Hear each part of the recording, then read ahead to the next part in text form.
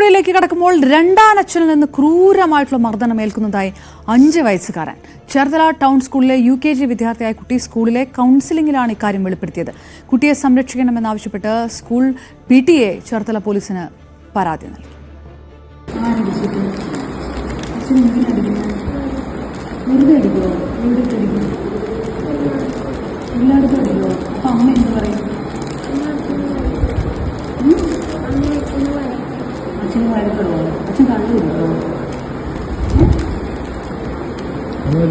എല്ലാ ദിവസവും അടിക്കോ? എന്തിനാ വെറുതെയോ? ഭക്ഷണമൊക്കെ തരുമോ? അമ്മയാണോ വാങ്ങിച്ചത്? ഇന്ന് വാങ്ങിച്ചോ? അമ്മ എന്റെ കുഞ്ഞിന്റെ മോട്ടർ ഇരിക്കാൻ പോകാം. അമ്മ തരുമോ? തല്ലത്തില്ല. മിഠായിയൊക്കെ വാങ്ങി തരുമോ? കാശിനാഥ് സ്കൂളിലെ UKG വിദ്യാർത്ഥിയാണ്. കുട്ടി നന്നായി പഠിക്കുന്നൊരു വിദ്യാർത്ഥിയായിരുന്നു. പക്ഷേ കുറച്ച് നാളുകളായി കുട്ടി കൃത്യമായി ക്ലാസ്സിൽ വരികയോ അതേപോലെ തന്നെ പഠന നിലവാരത്തിൽ മികവ് ചെയ്യുന്നില്ല. എന്ന് മാത്രമല്ല ഭക്ഷണം കൃത്യമായി കൊണ്ടുവരികയോ അതേപോലെ മുഷിഞ്ഞ ഡ്രസ്സ് ഒക്കെ ധരിച്ചാണ് കുട്ടി സ്കൂളിൽ വരുന്നത്. ഈ കാര്യങ്ങളെല്ലാം സ്കൂളിലെ PTA അധ്യാപകരും ശ്രദ്ധയിൽപ്പെടുകയും കുട്ടിയോട് വിളിച്ച് കാര്യങ്ങൾ അന്വേഷിച്ചതിൽ വെച്ചിട്ട് കുട്ടിയുടെ രണ്ടാനച്ഛനായിട്ടുള്ള റെജി എന്ന് വിളിക്കുന്ന വ്യക്തി കുട്ടി നിരന്തരമായി അതിക്രൂരമായി ശാരീരികമായും മാനസികമായും ഉപദ്രവിക്കുന്ന ശ്രദ്ധയിൽപ്പെട്ടു. അതേ തുടർന്ന് അധ്യാപകരും PTA അംഗങ്ങളും എല്ലാം ചേർന്ന് കുട്ടിയുടെ വീടിൻ്റെ പരിസരത്തുള്ള പരിസരവാസികളെല്ലാം അന്വേഷിച്ചതിൽ വെച്ചിട്ട് കുട്ടിയുടെ രണ്ടാനച്ഛൻ നിരന്തരമായി ഉപദ്രവിക്കുന്നതായി ബോധ്യപ്പെട്ടിട്ടുള്ളതാണ്. കുട്ടിയെ ക്രൂരമായി രണ്ടാനച്ഛൻ ഉപദ്രവിക്കുന്നതായി ശ്രദ്ധയിൽപ്പെട്ടതിനെ തുടർന്ന് ഇന്ന് രാവിലെ തന്നെ PTA നേതൃത്വത്തിൽ ചേർത്തല പോലീസ് സ്റ്റേഷനിൽ രണ്ടാനച്ഛന് പരാതി നൽകിയിട്ടുണ്ട്. ശരണ്യ സ്നേഹജൻ ചേരുന്നു ആലപ്പുഴയിൽ നിന്ന്. ശരണ്യ, PTA തന്നെ ഇടപെട്ട് പരാതി നൽകുന്ന ഒരു സാഹചര്യം.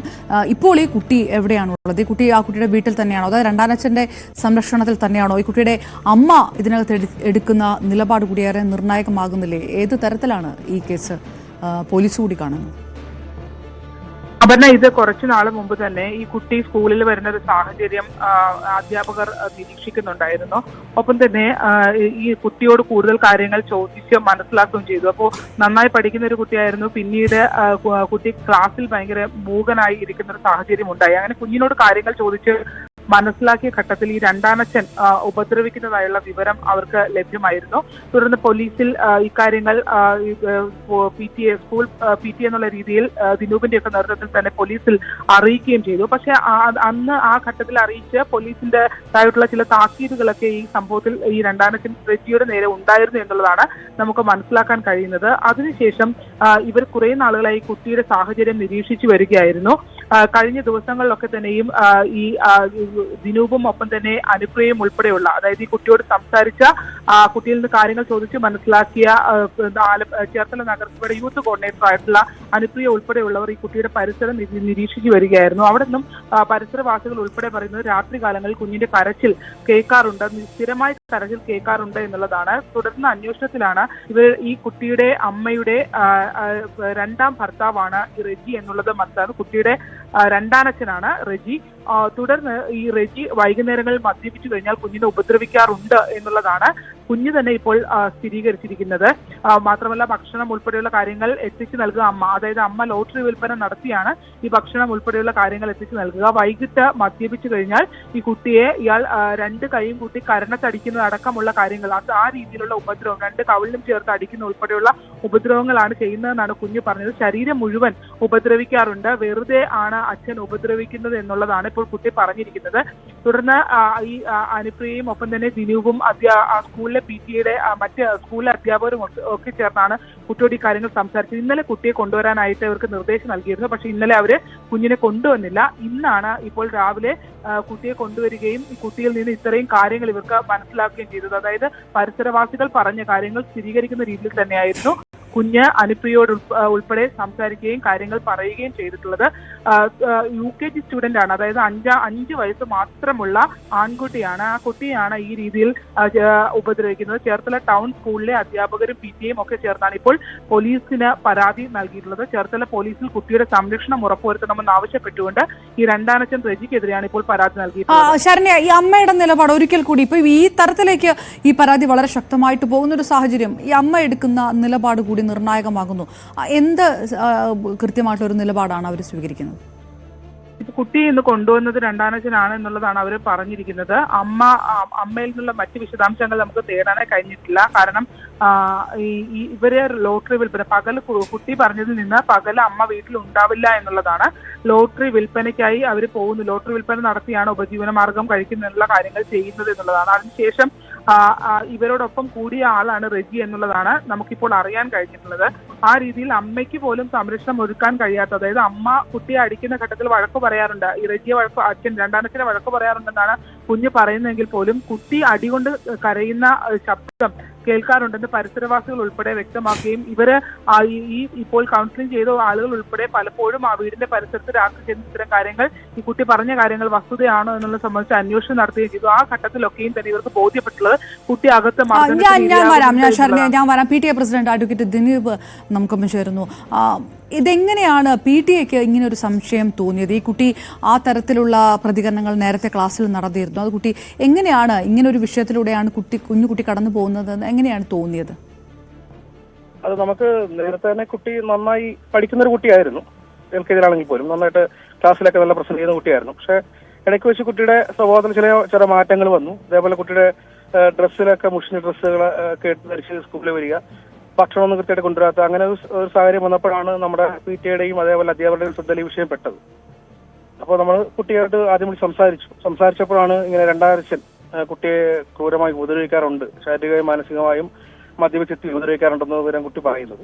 അതിന്റെ അടിസ്ഥാനത്തിൽ ഞങ്ങൾ ഇന്ന് കുട്ടിയെ സ്കൂളിൽ വിളിച്ചു വരുത്തി അവിടുത്തെ മുനിസിപ്പൽ യൂത്ത് കോർഡിനേറ്റർ ആയിട്ടുള്ള ഹരിപ്രിയ അടക്കമുള്ള ആളുകളുടെ അധ്യാപകരുടെ സ്ഥാനത്ത് ഞങ്ങൾ കുട്ടിയെ വിളിച്ച് സംസാരിച്ചപ്പോഴാണ് കുട്ടി കൃത്യമായി ഈ വിവരം രണ്ടാനച്ഛൻ കാരണത്തടിക്കൽ അടക്കമുള്ള തരത്തിൽ ക്രൂരമായി ഉപദ്രവിക്കുന്നതായി കുട്ടി നമ്മോട് വിവരം പറഞ്ഞത്. അതേ തുടർന്നാണ് ഞങ്ങൾ പോലീസിൽ പരാതി കൊടുത്തിട്ടുള്ളത്. ഈ 5 വയസ്സുള്ള കുട്ടി ആയതുകൊണ്ട് തന്നെ ഈ കുട്ടി പറയുന്ന കാര്യങ്ങൾ അത് വീണ്ടും വീണ്ടും ഈ കുട്ടിയുടെ മൊഴിയെടുക്കുന്ന ഒരു സാഹചര്യത്തിലേക്കൊക്കെ പോകുന്നുണ്ടോ? അതോ കൃത്യമായ രീതിയിൽ ആ പരാതിയിൽ ഇത് കൃത്യമായി എത്തിക്കാൻ കൂടി നിങ്ങൾ ശ്രമിച്ചിട്ടുണ്ട് ഈ വീഡിയോ അടക്കം, അല്ലേ? ഞങ്ങൾ കുട്ടി പറഞ്ഞുകൊണ്ട് മാത്രമല്ല, കുട്ടിയുടെ താമസിക്കുന്ന വീടിന്റെ പ്രദേശങ്ങളിൽ ഞങ്ങൾ പോയി അന്വേഷിച്ചപ്പോൾ പ്രദേശവാസികളെല്ലാം പറഞ്ഞത് രാത്രിയിലെല്ലാം കുട്ടിയുടെ ഭയങ്കരമായിട്ടുള്ള കരച്ചിലും നിലവിളിയെല്ലാം കേൾക്കാറുണ്ട്. കുട്ടിയുടെ അച്ഛൻ ഈ രണ്ടാനച്ഛൻ കുട്ടി ഉപദ്രവിക്കാറുണ്ട് എന്നുള്ള കൃത്യമായിട്ടുള്ള വിവരം പ്രദേശവാസികളോട് പറഞ്ഞതിന്റെ അടിസ്ഥാനത്തിലാണ് ഞങ്ങൾ ഇന്ന് കുട്ടിയെ വിളിച്ച് സംസാരിച്ചത്. കൃത്യമായ എന്റെ വീഡിയോ, കുട്ടി പറയുന്നതിന്റെ വീഡിയോ അടക്കം ആണ് പോലീസിൽ ഞങ്ങൾ കൈമാറിയിട്ടുള്ളത്. അതനുസരിച്ചിട്ടുള്ള പരാതിയാണ് കൊടുത്തിട്ടുള്ളത്. കാരണം കുട്ടി ആ വീട്ടിൽ ഒട്ടും സുരക്ഷിതമല്ല. ഈ അച്ഛൻ ആ വീട്ടിൽ താമസിക്കുന്ന കാലം കുട്ടി ഒരിക്കലും ആ വീട്ടിൽ സുരക്ഷിതമല്ല. അതുകൊണ്ട് തന്നെ കുട്ടിയുടെ ഉത്തരവാദിത്വം ചൈൽഡ് വെൽഫെയർ കമ്മിറ്റി ഏറ്റെടുക്കണമെന്ന് തന്നെയാണ് ഞങ്ങൾ PTA വെച്ചിട്ടുള്ള ഒരു പ്രധാനപ്പെട്ട ഒരു ആവശ്യം. ശ്രീ ദിനൂപ്, അതായത് ഈ കുട്ടിയുടെ അമ്മ എടുക്കുന്ന നിലപാട് എന്താണ്? ഈ പരാതി കൊടുക്കുമ്പോൾ ഈ കാര്യങ്ങളുമായിട്ട് ബന്ധപ്പെട്ട് ഇവരൊരു പരാതി കൊടുക്കാൻ തയ്യാറാണോ? നിങ്ങൾ അവരെ ആയിട്ട് ബന്ധപ്പെടുമ്പോൾ എന്ത് നിലപാടാണ്? ഞങ്ങൾ കുട്ടിയുടെ അമ്മയായിട്ട് സംസാരിച്ചു. ഇതിനു മുമ്പ് ഇങ്ങനെ ഒരു വിഷയം ശ്രദ്ധയപ്പെട്ടപ്പോൾ അമ്മയായിട്ട് സംസാരിച്ചു. അപ്പൊ അമ്മ പറയുന്നത്, അമ്മ ഈ അച്ഛനെ സപ്പോർട്ട് ചെയ്യും, അമ്മ പറയുന്നത് അങ്ങനെ ഉപദ്രവിക്കാറില്ല എന്ന രൂപത്തിലാണ് പറയുന്നത്. ഇന്നലെ ഞങ്ങൾ കുട്ടിയെ സ്കൂളിൽ ഒന്ന് കൊണ്ടുവരണം എന്ന് പറഞ്ഞ് അവർ എത്തുമെന്ന് ഉറപ്പ് പറഞ്ഞിട്ട് പോലും അവർ ഫോൺ അവസാനമായിട്ട് സ്വിച്ച് ഓഫ് ചെയ്യുകയാണ് ചെയ്തത്. പിന്നെ ഞങ്ങൾ സ്കൂളിൽ നിന്ന് നിരന്തരമായി ബന്ധപ്പെട്ട ശേഷമാണ് അമ്മ കൊണ്ടുവരാൻ വേണ്ടി സംഭവിച്ചത്. കുട്ടി പറയുന്നത് അമ്മ ഉപദ്രവിക്കാറില്ല, പക്ഷേ അച്ഛൻ ഉപദ്രവിക്കുമ്പോൾ അമ്മ അച്ഛനെ ഇടയ്ക്ക് തടസ്സപ്പെടുത്താൻ ശ്രമിക്കാറുണ്ട്. പക്ഷേ ഈ അച്ഛനെതിരെ ഒരു പരാതി കൊടുക്കാൻ, ഈ നിലപാട് സ്വീകരിക്കാൻ അമ്മ തയ്യാറാവുന്നില്ല എന്നുള്ളതാണ് പ്രധാനപ്പെട്ട പ്രശ്നം. ഇവർക്ക് വേറെ കുട്ടികളുണ്ടോ? അതായത് ഈ രണ്ടാനച്ഛനിൽ വേറെ കുട്ടികളുണ്ടോ? ഇല്ല, രണ്ടാനച്ഛനിൽ വേറെ കുട്ടികളുള്ളതായിട്ട് നമ്മുടെ അറിവിൽ ഇതുവരെ. ഈ ഒരു കുട്ടി മാത്രമാണോ ഉള്ളത്?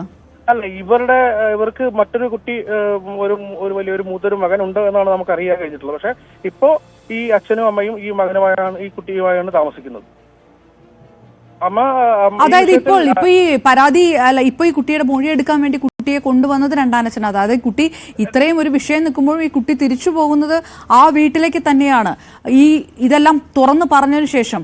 ഇപ്പോൾ ഈ ആ വീട്ടിലുള്ള കുട്ടിയുടെ അവസ്ഥ ഏത് തരത്തിലായിരിക്കും എന്നുള്ളൊരു ഒരു കൺസേൺ കൂടെ നിങ്ങൾക്ക് കാണില്ലേ ഇപ്പോ?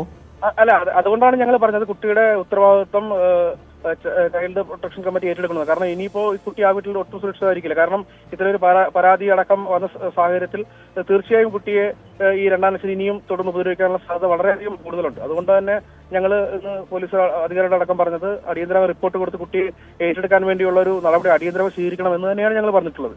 കാരണം കുട്ടിയുടെ അമ്മയ്ക്ക് ആ നിലയിൽ കുട്ടി അവിടെ പ്രൊട്ടക്ട് ചെയ്യാൻ വേണ്ടി കഴിയില്ല എന്നൊരു ബോധ്യം ഞങ്ങൾക്ക് സ്കൂൾ അധികൃതർക്കും PTA-ക്കും ഉണ്ടായിട്ടുണ്ട്. കാരണം അവർ ഒരുപക്ഷെ നിസ്സഹായമായിരിക്കും ആ വിഷയത്തിൽ. ചിലപ്പോൾ ഒരുപക്ഷെ അവരെയും ഈ രണ്ടാനച്ഛൻ ബാധിക്കുന്നുണ്ടാവാം. അത് എന്താണെങ്കിലും കുട്ടി ആ വീട്ടിൽ ഒട്ടും സുരക്ഷിതമല്ല എന്നുള്ളത് തന്നെയാണ് ഞങ്ങൾ മനസ്സിലാക്കിയിട്ടുള്ളത്. അതുകൊണ്ടാണ് കുട്ടിയെ ഏറ്റെടുക്കണമെന്ന് ഞങ്ങൾ